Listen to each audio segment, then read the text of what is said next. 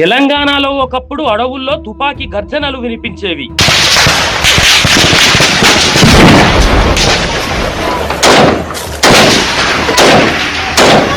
Naxals కదలికలతో police వ్యవస్థ ఎప్పుడూ అలర్టులో ఉండేది.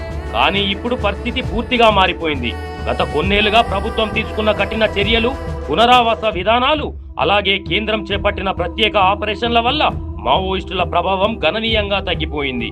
ఒకప్పుడు అత్యంత ప్రమాదకర ప్రాంతాలుగా గుర్తింపు పొందిన ఏజెన్సీ ప్రాంతాల్లో ఇప్పుడు సాధారణ జీవనం తిరిగి ప్రారంభమవుతుంది. ఈ మార్పు ఒక్క రోజులో రాలేదు.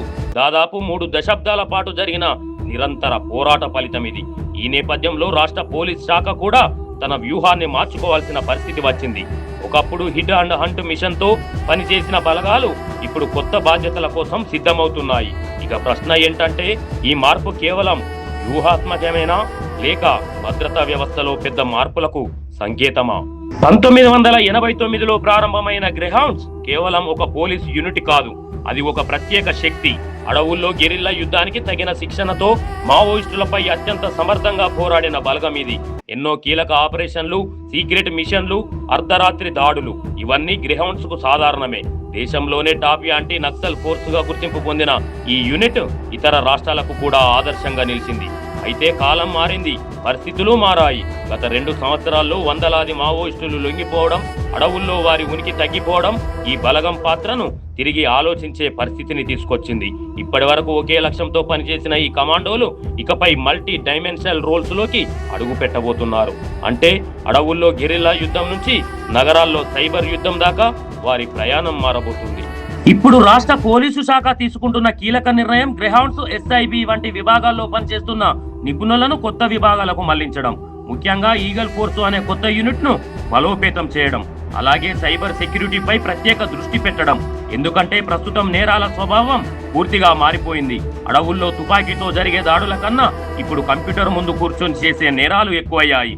ఆన్లైన్ మోసాలు, డేటా చోరీలు, సైబర్ టెర్రరిజం ఇవే కొత్త సవాళ్లు. అందుకే గెరిల్లా టాక్టిక్స్ లో నైపుణ్యం ఉన్న కమాండోలు ఇప్పుడు డిజిటల్ ట్రాకింగ్, ఇంటెలిజెన్స్ అనాలిసిస్ లో ఉపయోగపడతారని అధికారులు భావిస్తున్నారు. అదే సమయంలో ఎస్ఐబిలో ఉన్న నిఘా నిపుణులు కూడా ఇకపై మావోయిస్టులపై కాకుండా సైబర్ నేరగాళ్లపై ఫోకస్ చేయబోతున్నారు. ఈ మార్పులు చూస్తుంటే ఒక విషయం స్పష్టంగా తెలుస్తుంది. తెలంగాణ పోలీసింగ్ ఇప్పుడు కొత్త దశలోకి అడుగు పెడుతుంది.